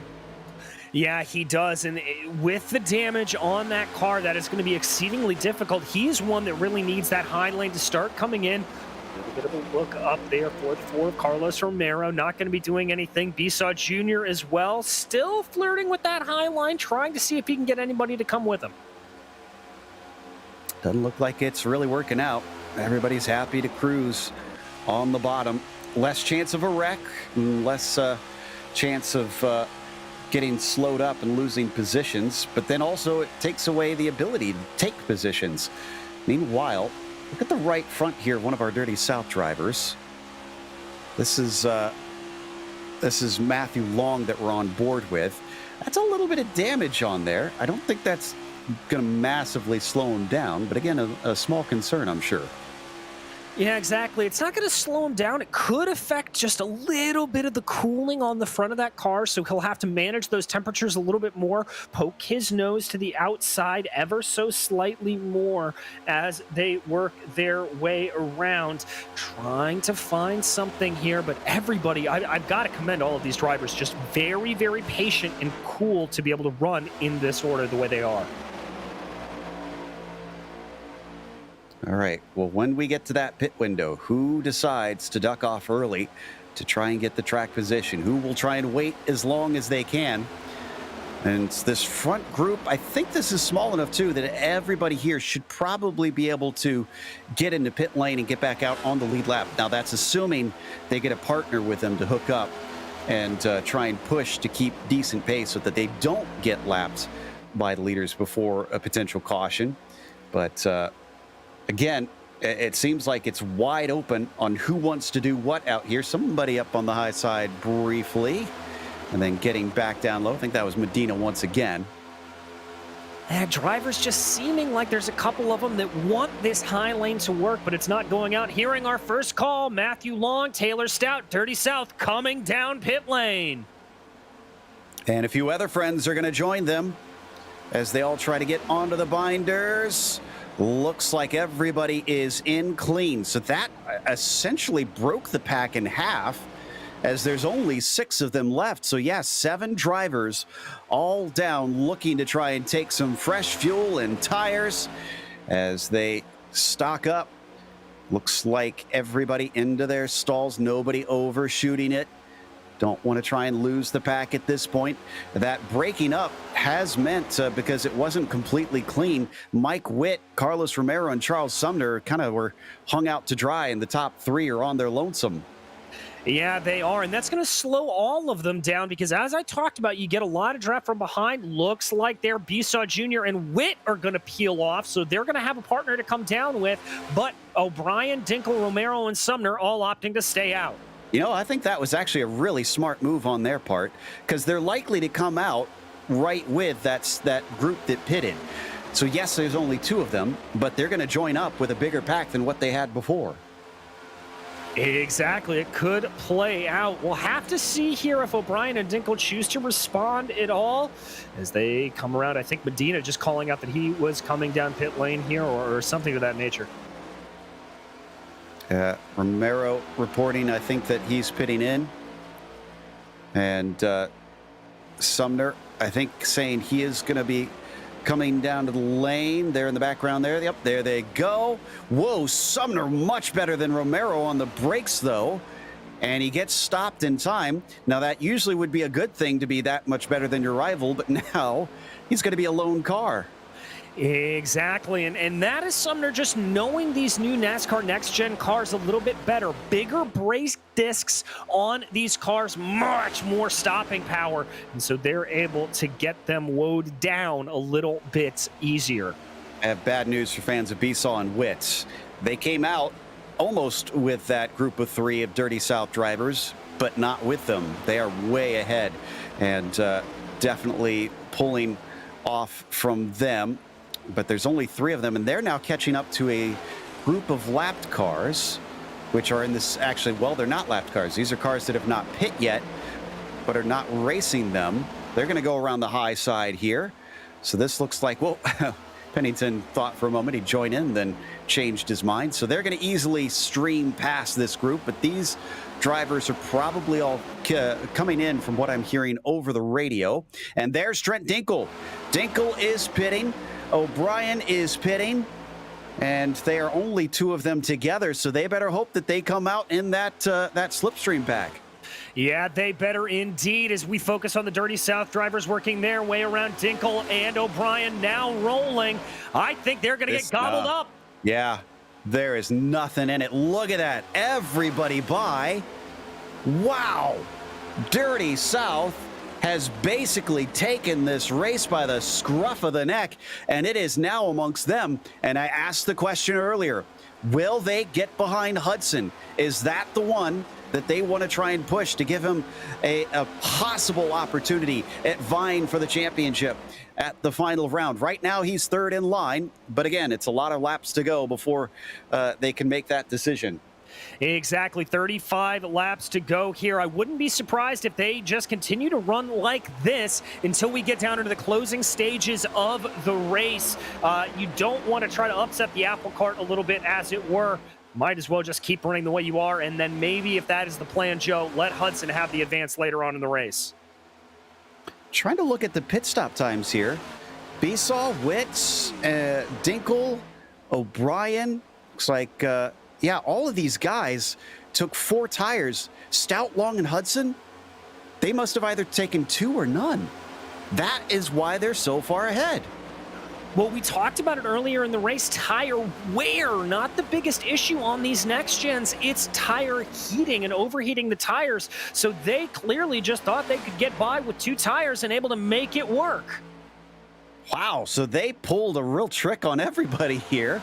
I didn't even think about that. I just kind of assumed everybody would get full service, go to the finish. But no, if you don't need a full tank of fuel, why take all 4 tires? Exactly, Joe, and that is just paid off in spades for Dirty South. Now, knock on woods, if you're a fan of those 3 drivers, they've just got to hope that no caution comes out here and they're able to keep this lead up.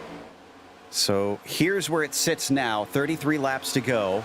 And do we have everybody having made their stops? No, looks like we have a few. Okay, excuse me. So the things have not settled out.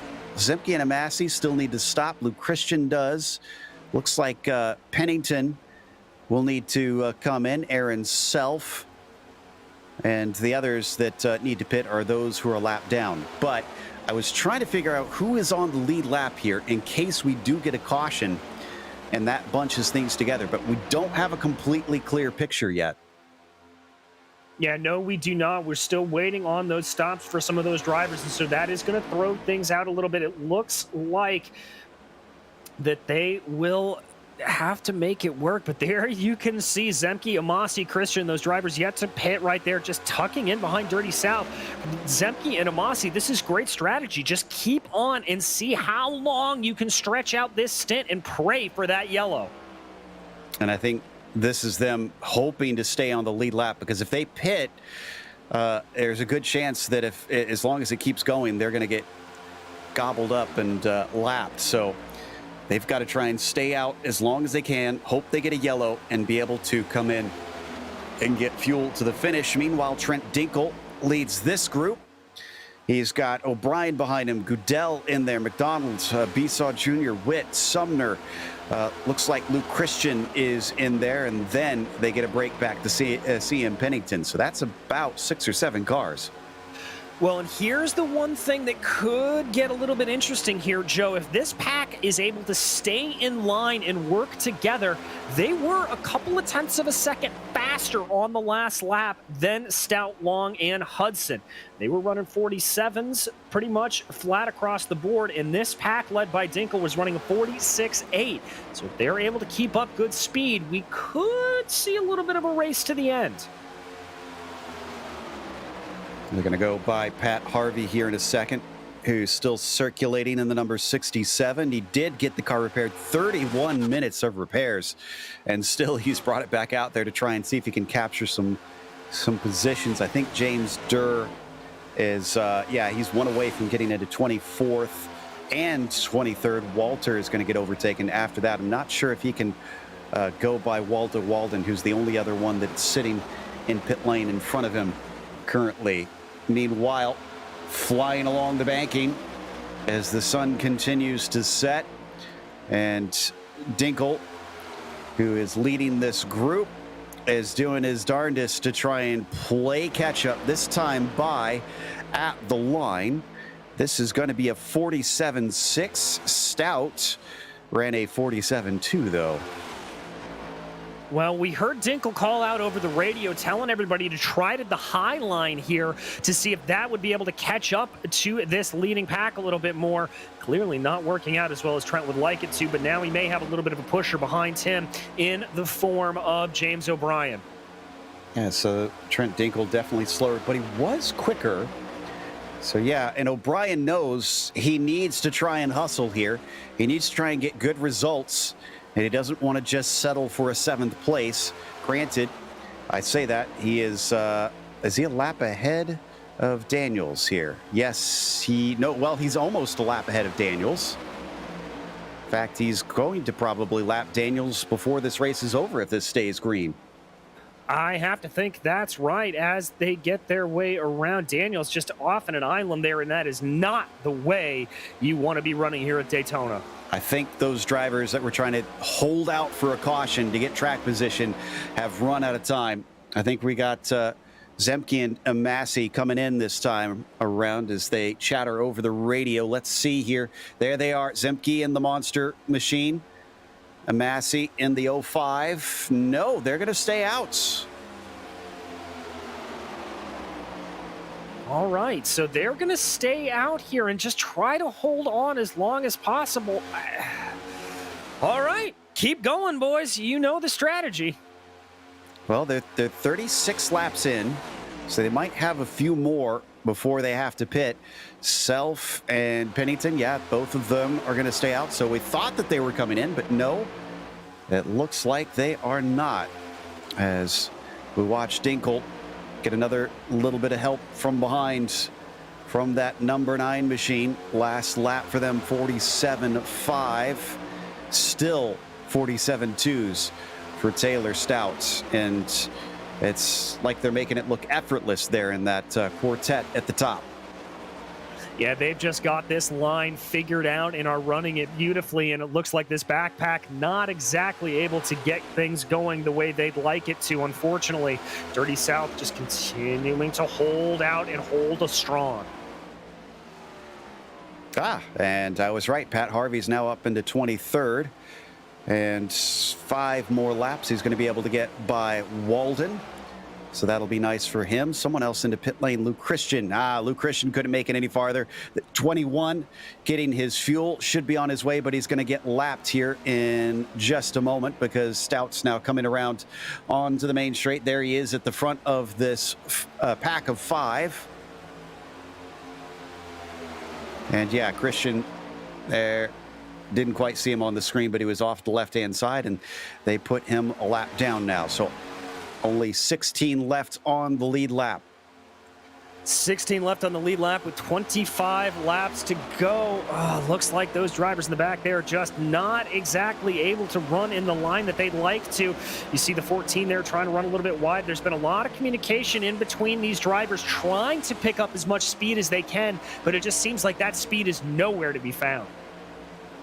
Now, I'm kind of wondering, as we watch the second group, we've been keeping an eye on the 57, the 05, holding on to the coattails of those in front. Well, this answers my question. Zemke is in, and Amassi is in. That's the end of the road for them. They might be able to get back out on the lead lap, but they are going to probably be caught by the leading trio. There goes Dinkle and crew, promoted now up into 4th. All right, so they still have a lot of room to make up, though. That gap continuing to expand closer to 9 seconds now. Dinkle and O'Brien, they have just got to be praying for a caution in these closing 24 laps. That's really all they can hope for. Amazingly, CM Pennington's still going. He's on lap 39 of his stint now. So the 44 is holding out hope, and he's still on the lead lap, but he's getting caught by Stout, Long, and Hudson, too. And we're hearing bad news from fans of Adam Zemke. It looks like he got caught speeding on pit lane, so he will have to come back through and serve that penalty. Wow. Well, and I just heard Pennington say he's got to pit in, too, so that's the end of the road for him now. And that's, yep, that is everybody able to make it to the finish, and that'll give us a better idea of the order and all who is on the lead lap. So there is Pennington, out of turn 4, down into the pit lane. And there's Zemke serving his penalty as well.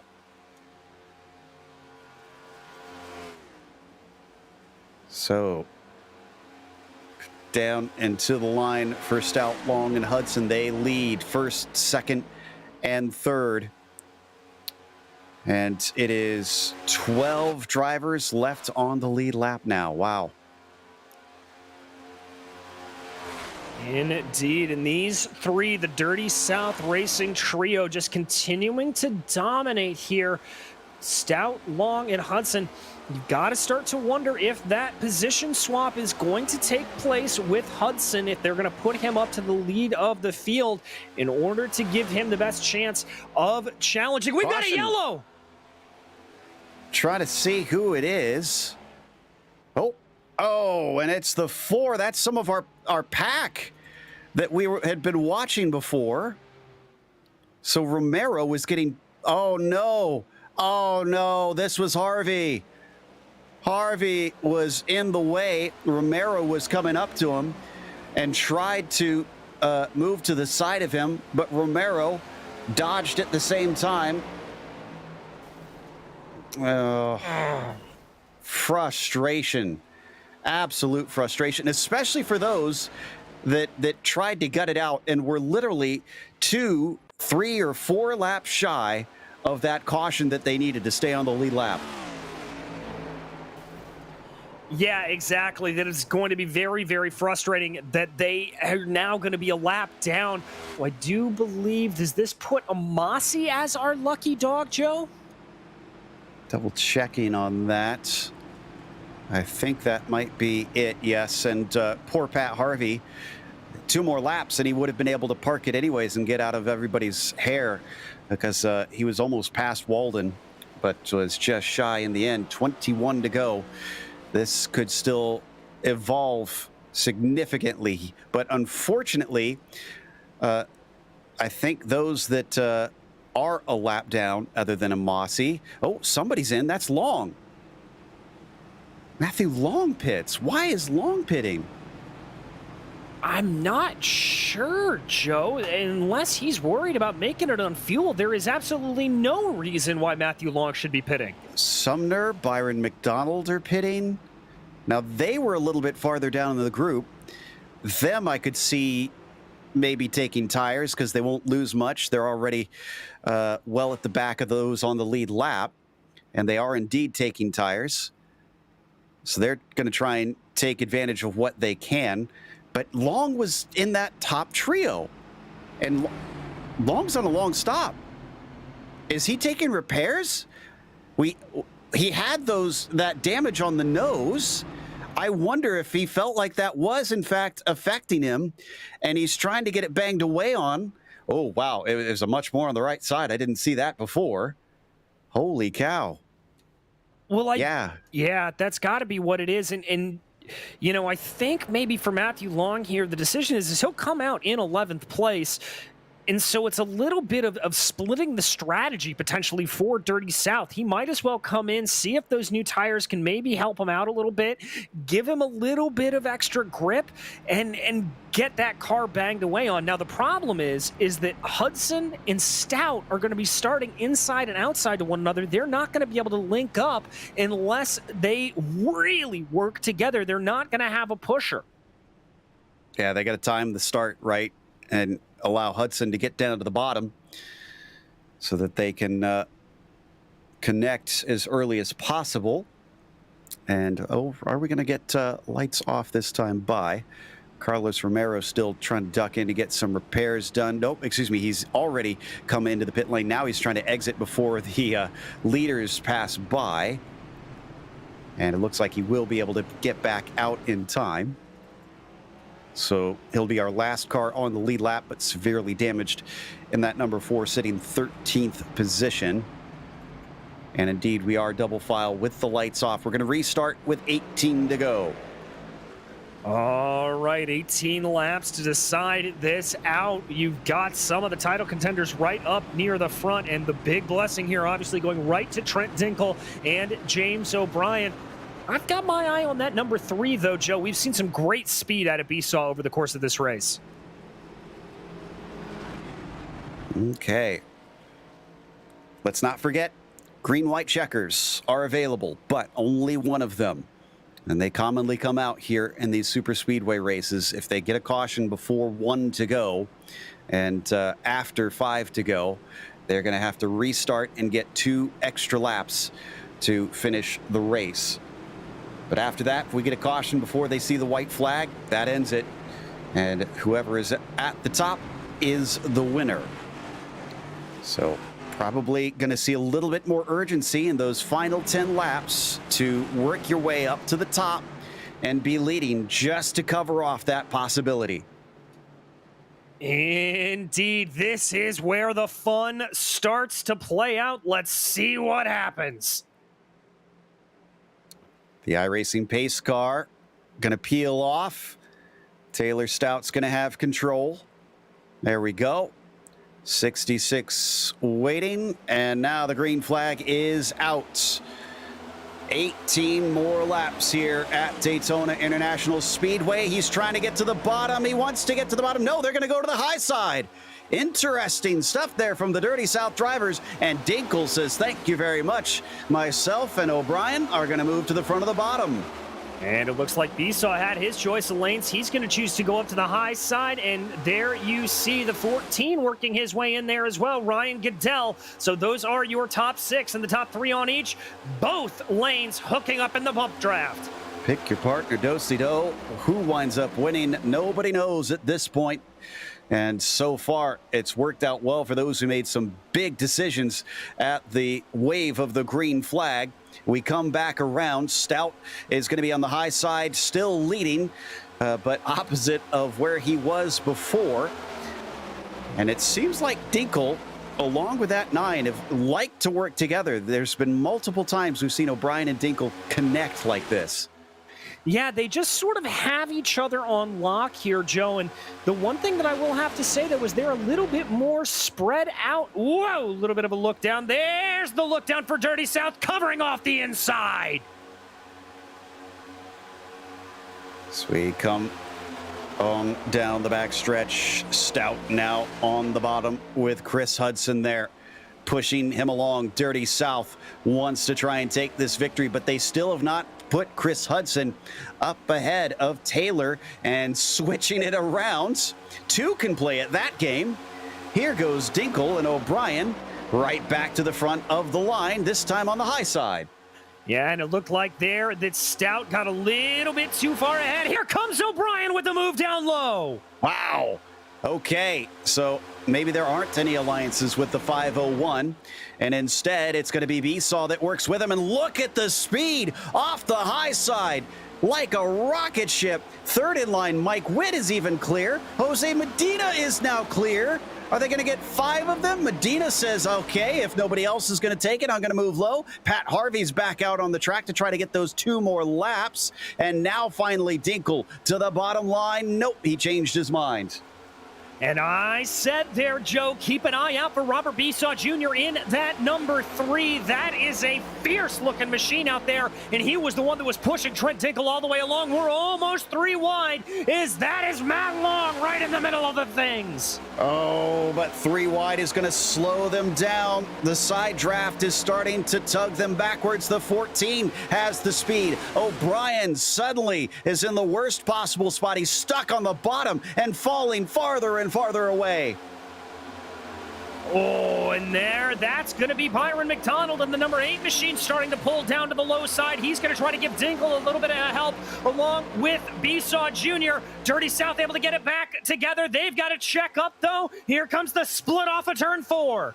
We still have, whoa, all the way down below the yellow line. And it looks like Matthew Long has to check up. Cannot take the pass there. It is getting frantic. We still have 14 laps to go, guys. This is unbelievable. I guess they're making up for a little bit of a lull in the middle of the race. Everything firing off here. Here comes Dirty South back together once again. All 3 drivers. Who is your friend and who is your foe out there right now? That's the big question.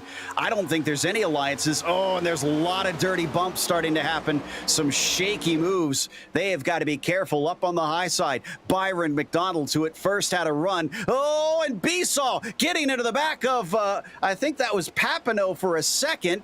No, that was Hudson. Thankfully, everybody gets out of that one alive, but that sent a ripple of a checkup down the field. Yes, indeed, it did. And now Dinkle is going to be back down in 6th place with Byron Mcdonald. Things looking to be a little one lane as of right now, but I guarantee you drivers will be popping out to the high lane here soon. Calm before the storm, no doubt, as they come off onto the backstretch once again. Who likes the high side? It is Long leading Stout, Hudson, Besaw, and Goodell, your top 5.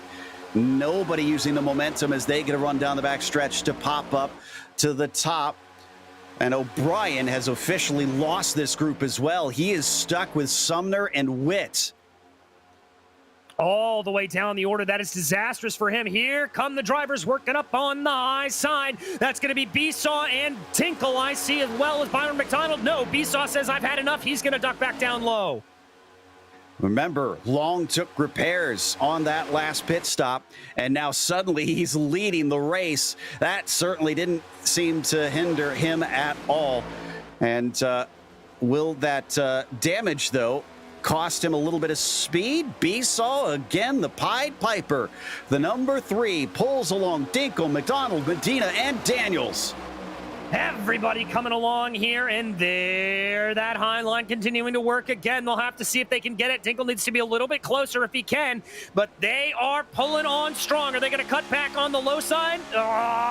Trying to make up his mind. There is Robert Besaw Jr. And Daniels, he wants some sort of caution here in the next couple laps, because, whoa, as they go by Harvey, holy cow.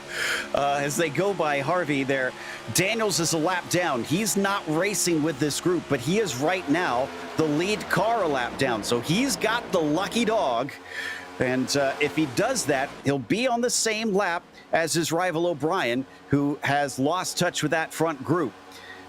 As they continue on, they're going to get 10 to go at the line, and once again, Besaw making good. He's got Dinkle riding with him. The 24 of Medina is going to hook up along with the number 8, and they're getting more cars on the high side than the bottom.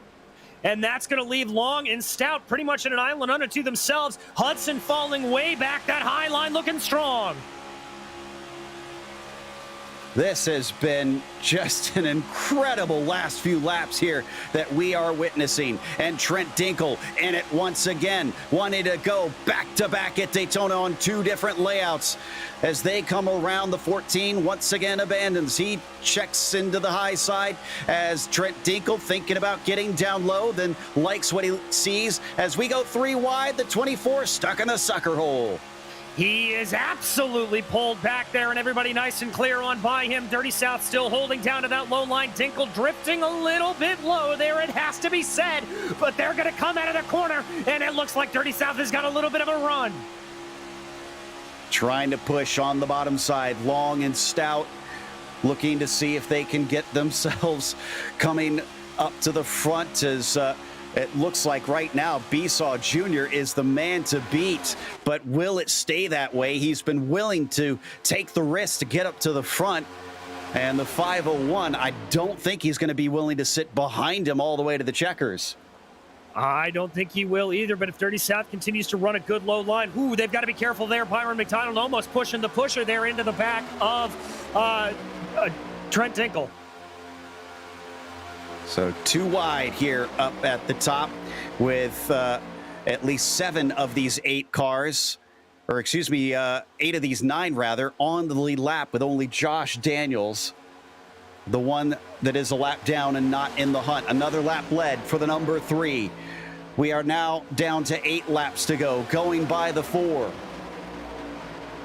Indeed, that's Romero that they're able to get on by everything. Whoa, getting a little bit crazy. McDonald down to the low line there, making the move mid-corner. The 8, Byron McDonald's, I wouldn't have thought after his start from pit lane that he'd be one of our potential winners here today. Well, look at that big push maybe there from the 501 as he gets up to the back of the 3, almost wanting to push through the corner. Looked like he may have been there for a brief while, but the 8 is flying with the help of Matthew Long. Now it's going to be Byron Mcdonald to the lead. He's going to have the lead. He's clear if he wants to move up on Besaw, but there comes a little bit of a push from Trent Dinkle. They're going to be side by side going into the corner now. It's a good lead here from McDonald. He's got to try to hold this out for 7 more laps. A little bit of jitters there for the Dirty South drivers down to the low line. Unless we get a caution or unless there is a wreck, James O'Brien has basically lost hope here. He is way back with Charles Sumner by 6 seconds. So no longer in the running for the win here at this stage. Besaw Jr. looks incredible each and every time down the backstretch. But this time, can he get down low? It looks like he wants to. He tries to block, but that's going to unfortunately cost him. They're going to go around either side. They're going to come together. They're going to tip off to the inside, and then just keep shoving them down, and no caution because of it. Oh my goodness, and that has put Besaw Jr. out of the race. It looks like Long is able to try to come back, as is Dinkle, get those cars back up to speed, but both of them taken out of contention. Wow. They are not in the hunt now. No caution. It's now Goodell, Stout, Hudson, Medina, our 4 drivers who are trying to take the victory. And the 77, in amongst them, he gets hit. Can he catch it? He's trying to. He does. No caution once again, but now this costs us Medina. It is down to 3. And then there were 3, Goodell, Hudson, and Stout, and this is going to favor Dirty South with Hudson and Stout on the same team. But we've seen Goodell want to be blocking here. Well, now this is a pickle. We've got 3 drivers vying for the win with 5 to go. I don't think there's anybody that can predict how this is going to play out because we got no lines this can form. There's only either 2 versus 1 or every man for themselves. Well, I've got to think for Dirty South that they are going to be trying to play a little bit of a team game here. They know they need to have Hudson into good position with O'Brien being all the way down in 6th, but they will have to see because the fly in the ointment could be Ryan Goodell. Yeah, this has been a boon to O'Brien, gaining multiple positions with everybody going single all alone and not being able to hook up with himself and Sumner, who have basically been doing the best they can in a duo. But now we are down to 4 laps to go here for our leaders, and it's essentially green-white checkers if we see a caution from here on out. Indeed, it is. It almost looked like a little bit of a poke out there for Taylor Stout. I think that may have just been engine cooling or potentially trying to prevent a block there or throw a block on Ryan Goodell should he have chosen to go to the outside. All of them sticking down to the lone line. If I'm Goodell here, I'm going to stay patient and time my run until about right here on the last lap. Well, the unfortunate thing for Goodell is he's the only non-Dirty South driver in this trio. So you got to think there's some alliances there between the 66 and the 43. And here we've been asking it all race long. Will they push Chris Hudson to a victory for a potential chance at the championship? And right now they've got a chance to do just that. Yes, they do, but they've still got 2.5 laps to go around here to try to get it done. Goodell trying to close in on them. They've got some lap traffic to deal with up ahead. Besaw Jr. going from a potential win to now being lapped in just about 3 or 4 laps here. There they go by. Disappointment for the number 3. 2 to go for Chris Hudson, Taylor Stout, and Ryan Goodell. It's the penultimate round here in the Precision Racing League, and still we have no idea who is going to be able to take the win today. No, we do not. Goodell doing a good job here of just stalking behind to see if there is anything to be had. Once again, hoping for that nice big run. But here, maybe a little bit of a bump from the 66. Indeed, there's the bump draft down the back straightaway. Pushing his teammate along, trying to get as much speed as they can, but it does nothing to pull them away from the 14. There's just too much draft to help him.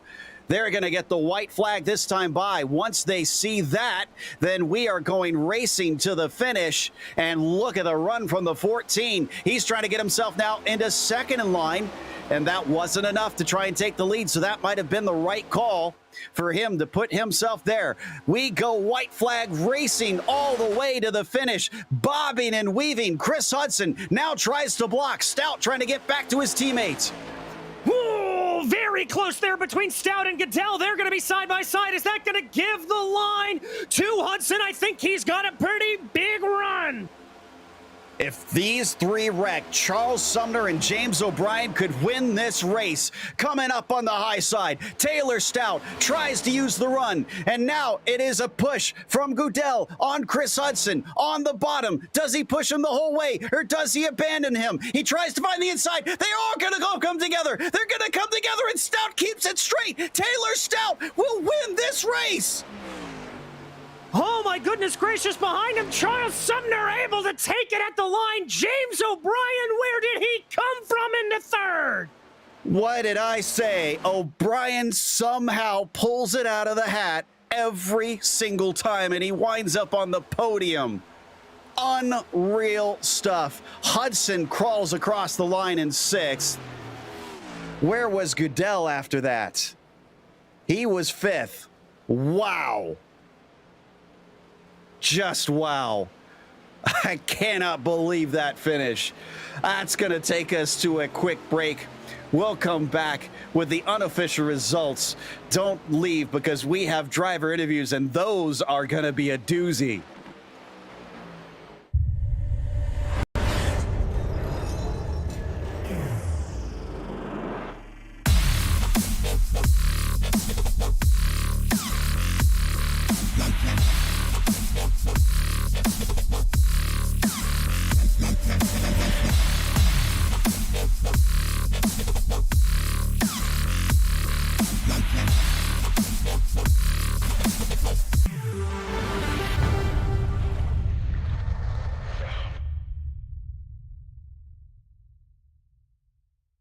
Hey there, I'm Nicholas Dubois, co-founder of Advanced SimRacing. We are a Canadian company. So what we did here today is for a real petrol head. He's really passionate about cars, as you can see behind me. We did a turnkey solution for him based on his needs. We try to gather as much information as we can on our client. And like we did today, we install a D-box system. We install ultra-wide cube control steering wheel. We try to provide the best quality for your budget. So let's say if you want a budget of 10 grand, we're gonna give you something that's the best for 10 grand. If you want 20 grand, then we always try to stay within your boundaries. We do try to make it as easy as possible. So the client, once we install everything, it's pretty much gonna be a turnkey. So he's gonna press start on his computer, and right after, we'll try to explain everything, how it goes, how it works, and then he's ready to go. Our aluminum is from USA, treated in Canada, cut in Canada. So we do sand all our aluminum piece just to make sure the powder coat sticks to it. And that's one of the reasons why we use powder coat, is to make sure you have the best aluminum finish in the industry. And our quality is beyond what you can get with any other competitors right now. We are really, really passionate about all the gear, all the cockpits, all the sim hardware, and that's why we want to create something that's really going to reflect our passion into our product. Come visit us at advancedsimracing.com. You can always reach us if you have any questions. You can call us, you can text us, you can go on Facebook, like our page, ask us questions over there, and we'll make sure to answer every question there is. We are very passionate about what we do, and we try to make it as easier for you to go into the sim racing world, because there's a lot of gear, there's a lot of options, but let us guide you through your process, and let's hope you'll be an Advanced Sim Racing customer.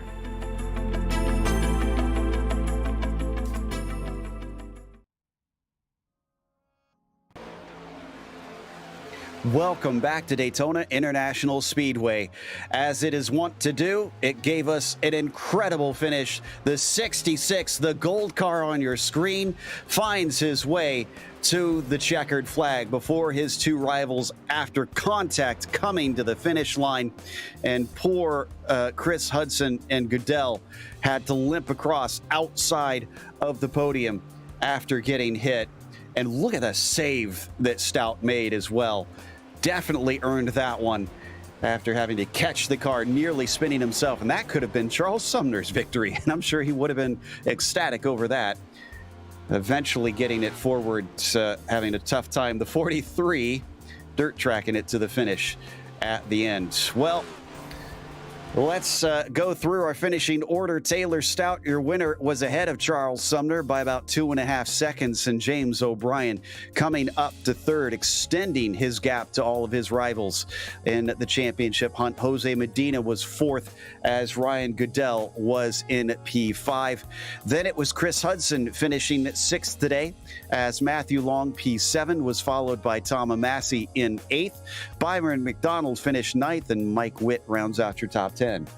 Coming home in 11th, it was Trent Dinkle, followed by Robert Besaw Jr., who was lapped down following that incident that we saw. Behind him, it was Adam Zemke and Joshua Daniels, with Luke Christian in 15th and Aaron Self in 16th. Carlos Romero and CM Pennington round out the cars who were 1 lap down, with Eric Papineau 2 laps down, and Baron Hilton 20th, 12 laps down. Only driver of this group that finished was Skip Gandy. Everybody else was in pit lane watching the action at the end. But the man that was up at the front that was taking that checkered flag was Taylor Stout in the number 66. He was definitely in for the running, and he and his Dirty South teammates certainly made it their own team game all race long. Taylor, let's start with the finish. How hard is your heart pounding right now? I'm a little worried about it. It hasn't calmed down yet. It's it's pounding pretty good. That was one crazy one. So it came down to three of you at the end, one of which is your teammate. Were you two in contact with one another? Were there any plans? And what was your plan to try to come to the line? Well, we were working together. Props to Ryan. I mean, he's like a bulldog in there battling us. We really had to kind of fend him off throughout the run there at the end when we got free, just the three of us. But yeah, we're kind of working together, and then it was kind of a free for all on the last lap there. It's not the way I wanted it to end at all, but it was just hard racing, and that's what happened. So I feel bad for Chris, but it was a great race. Talk about the team effort before that as well, because you guys certainly were playing some games and pitting early, trying to go on an alternate strategy that ultimately actually worked out fairly well. How much did you guys know that you were going to do that before the race? It was kind of going with the flow of the race. We had a caution there, one or two, relatively early, I think. And at that point, all the plans go out the window, and we kind of just adjusted on the fly. So I think Matt, it was all team effort. Matt kind of made the call on the strategy, and we all executed it really well. That you did. A victory here today. Is there anybody you want to thank for that? Chris and Matt. Thank you so much. It's a team victory. Should be 1, 2, 3 up top. Thanks to you guys for putting upon a great show. Thanks to Charles and team for the league and everything. Hi to Dad at home and the family. It was fun. Thanks, guys. That was Taylor Stout, who clearly had a fun time today. And Charles Sumner, I think, is even more happy. We don't usually see him up this high, and DJ is talking to him now. I am indeed, Charles. A second place here, getting to spray the champagne. Got to feel pretty good. Don't you love plate racing? I mean, go from losing the lead pack on a huge checkup to just letting the dominoes fall where they were. Racing gods give and take away, and I pretty much had both in that last 20 laps there. Well, talk about a little bit of your emotions on that. Obviously, you losing the lead pack, looking like all was over. I mean, were you just basically digging there, trying to make what you could, or did you have any hope at all that you could pull something out? I mean, honestly, first, we didn't realize Witt had damage. Once James and I cleared him, and I just knew it was the two of us. I think one lap car hung on the end. There was no way, we were catching that 8-9 car train up front. So it was a matter of, I know James, I trust James. We were just going to draft and ride it out, and hopefully luck fell our way, and it did. Well, it's not restrictor plate, but it's pretty darn fast next week. Fontana multiple wide. Can we see a repeat? I'm really hoping so. I love Auto Club. It's been too long since we've been there. Really excited, too, for the 670 package at that track. So I think we're going to have a lot of fun there. Well, I know I'm very much looking forward to it, Charles. Anybody you want to thank, though, for today in this great second place? First and foremost, you guys at GSRC for putting on a great show almost every night of the week for us. And also, too, shout out for James for being an awesome draft bud there the last part of the race. My organizers at the PRL for helping me put on the shows. And then, as always, Advanced SimRacing, ButtKicker, NinjaTrader, RaceLabs, and last but not least, Tropicana. Well, thank you so much, Charles Sumner. That was your second place driver here today. And now, Joe, I believe you've caught up with the aforementioned James O'Brien. Indeed. And James, I had mentioned during the race that you only had one win. You haven't even had all that striking many top fives and whatnot. And yet you came into this race leading the championship, mainly down to what I had called your consistency. And here in this race, we started talking about, oh, things are kind of falling away. You lost the lead pack and didn't look like you were going to get a good finish. And then suddenly now you're in third. So talk about that, because we had somehow written you off and you, I guess, did not, or did you? No, it was looking grim, but this happened at the last restrictor plate race too. Pitt got a black flag, went a lap down, and came back and finished fourth somehow. So just, you don't stop driving. It's easy to give up, but I just told Charles, I'm like, hey man, we're faster than them. Once at the very end, when we had Jose behind us, I was like, hey, we're faster. It's 2 laps, but keep going, because you never know what can happen. And look what happened. Indeed, and this puts you in a very good position coming into the season finale. Obviously, you're still on only that one win. Can Auto Club maybe make it 2 for you? That's probably one of my best tracks, so possibly. There in Michigan, I love those kind of tracks. I say that, and I'll probably still finish second or third, but that's fine with me too. I'd like to win, but typically last season, I think I only won 2 times the whole year. Like you mentioned at the beginning, just consistency. If I can just get top 5s everywhere, I don't really have too much to worry about, but I have a lot of strong teammates, and they're usually knocking on my door most of the time too, so I have to step my game up. We talked a lot at the beginning of the season about this new car and about the fact that they have the fixed setup and how this had changed the dynamic a little bit here in the PRL NASCAR Cup Series. We've now almost done a full season. Have any thoughts changed, especially since it has gone through changes since we began? It's definitely getting better. That's for sure. When we raced at Kentucky, it was a major handful. Also, Charles had noticed an issue I think last week, that some of our session setups were outdated. So when we raced at Kentucky, we actually had an old setup, and that's probably why the car was such a handful, but we actually had to remedy that tonight too. It probably didn't make too much of a difference here, but it's possible at California we're going to have to switch sessions and repopulate the session. But yeah, the car is definitely getting better. I'd like to start going back to open sets, though. I think that suits me a little bit more. And I like to tinker on things, so we'll see. Well, again, congratulations on another podium, and best of luck when we head off to California. Anybody you want to thank for tonight's race? Yeah, everybody that watched, hopefully it was fun. I know it looked kind of boring at some times, but I had fun tonight, actually, and I hate these tracks. You guys for putting it on, PRL for still being an awesome league, all my teammates that helped out, and Trent, he's not really on our team, but he essentially is at this point, and then Ty and Tommy, Private Label, and Ethica, and Moto Million. And that's really it. So hopefully I'll talk to you guys next week. Hopefully. And yeah, it may have been a little bit calm there in the middle, but it definitely got exciting at the end, as that was O'Brien and the number 9 who finished third today. That's going to wrap us up. So before we go, a big thank you to all of our sponsors. Of course, the Majors Garage, one of those. Make sure and check out the link in the description below. Use that and use our special discount code MajorsGSRC to get 10% off. Also, thank you to ASR. They design and build the sturdiest and most durable aluminum profile racing simulation cockpits available in the market today. Visit them at advancedsimracing.com. And also, big thank you to RaceLab. It helps you improve your driving skills. Start using it now for free at RaceLab.app, as well as ButtKicker. Feel what you've been missing at thebuttkicker.com. And NinjaTrader. Visit NinjaTrader.com to get started with a risk-free trading simulator to start tracking your performance.